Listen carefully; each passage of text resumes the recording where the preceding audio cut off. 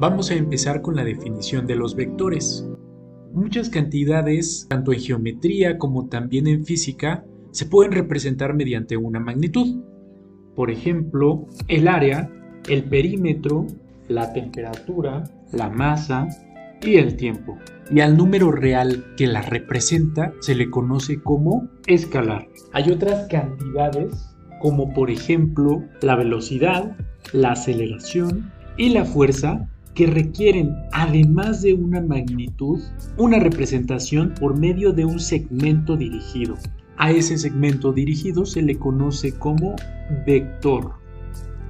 Y los vectores tienen a su vez tres diferentes propiedades: magnitud, dirección y sentido. Vamos a dibujar un plano para poder representar gráficamente a un vector en dos dimensiones. Tenemos el eje de las X y el eje de las Y, y vamos a dibujar un segmento que va a tener un inicio y un fin. Los vectores se pueden representar por una letra remarcada en negritas, o también se pueden representar por la misma letra y con una flechita arriba. Los elementos escalares se representan por una letra normal, generalmente de esta forma: A, B, C o cualquier letra del abecedario, sin ninguna flecha y sin estar remarcado. Recordemos que un escalar puede ser cualquier número real, tanto positivo como negativo. En este vector podemos ver las tres propiedades de los vectores. La magnitud va a estar definida por el tamaño de nuestro vector. También tenemos la dirección, que puede ser referenciada respecto al eje positivo de las X, como aquí lo representamos. Y el sentido podría ser en cualquiera de los dos sentidos de esta línea. Podría ser hacia abajo o hacia arriba, como lo es en este caso. Para determinar la magnitud, dirección y sentido de un vector, se requiere conocer las componentes. En dos dimensiones tendremos dos componentes, mientras que en tres dimensiones tendremos tres componentes. En este caso, el vector m va a tener dos componentes y se suelen representar como si fueran las coordenadas de un punto. La diferencia es que las coordenadas de los puntos, por ejemplo, este punto que podríamos definir como P1, están representados por estos paréntesis, mientras que las componentes del vector están representadas por estos corchetes. Para poder obtener las componentes del vector es necesario saber el inicio y el fin del vector. Vamos a tener aquí dos puntos, P1 y P2, los cuales van a representar el inicio y el fin.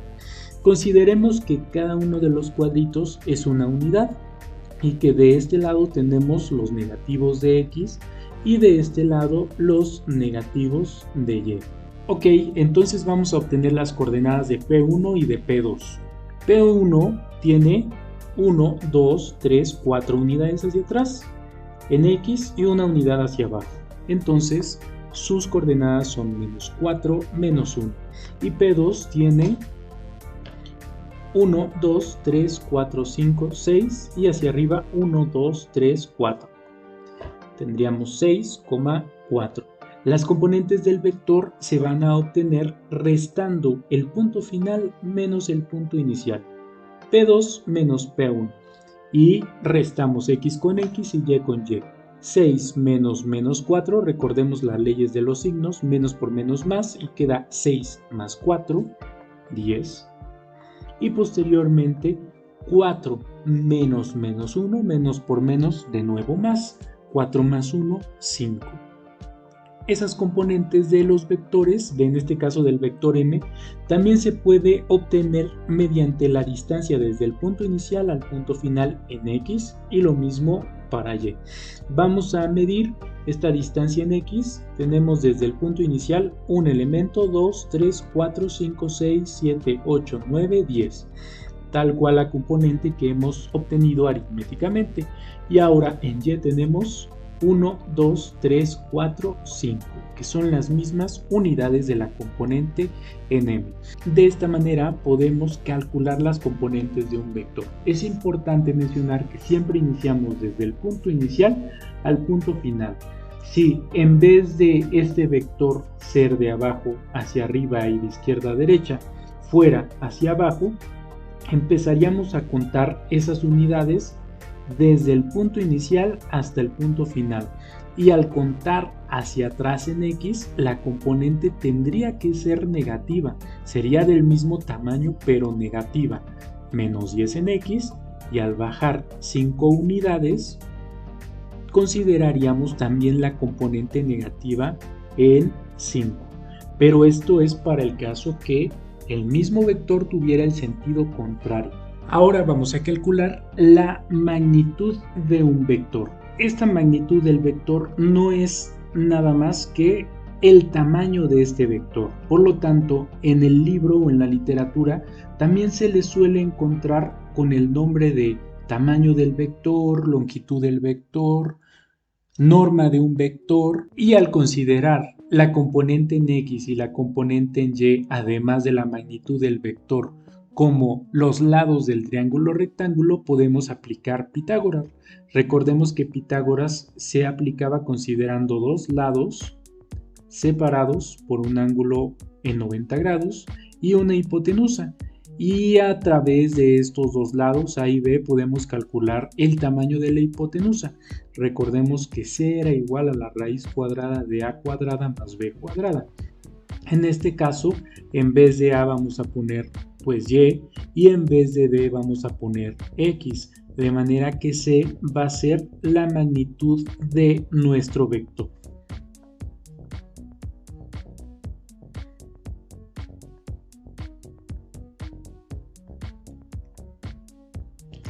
La magnitud de un vector se representa por la misma nomenclatura del vector con dos líneas de cada lado. ¿Por qué son dos líneas? Porque la primera línea matemáticamente ejemplifica el valor absoluto de un elemento. Al poner dos líneas estamos considerando que es la magnitud, y la magnitud tiene una relación directa con el valor absoluto. Recordemos que en el valor absoluto solo se considera el escalar sin considerar el signo. Al emplear Pitágoras y elevar los catetos al cuadrado, no importa que sean negativos o positivos, siempre va a ser la magnitud positiva. Entonces tenemos que esta magnitud va a ser calculada mediante la raíz de la suma de los componentes al cuadrado. Vamos a tener y al cuadrado más x al cuadrado, o x al cuadrado más y al cuadrado. ¿Y cómo quedaría esto para nuestro ejemplo? La raíz de, podemos poner tanto x al cuadrado primero o y al cuadrado. Voy a empezar por x, 10 al cuadrado más 5 al cuadrado. Esta magnitud nos quedaría igual a la raíz de 100 más 25, 125, y este resultado es igual a 11.18. Entonces el tamaño de nuestro vector es igual a 11.18 unidades, y esta sería la primera propiedad del vector que hemos visto, que es la magnitud. La dirección está ligada a el sentido de nuestro vector. Para poder calcular esa dirección podemos emplear un ángulo respecto a nuestro eje X positivo. Ese ángulo no tiene que ser específicamente el eje X, pero sí una línea paralela y en dirección a nuestro eje X positivo. En este caso vamos a partir con una línea a partir del punto inicial de nuestro vector, y este ángulo lo podemos calcular considerando que sigue siendo un triángulo rectángulo con una función trigonométrica. La función trigonométrica que relaciona cada uno de los catetos, tanto el cateto opuesto como el cateto adyacente, es tangente. Tenemos que tangente de θ es igual a cateto opuesto entre cateto adyacente. Sustituyendo estos catetos por x y y, el cateto opuesto sería y y el cateto adyacente sería x.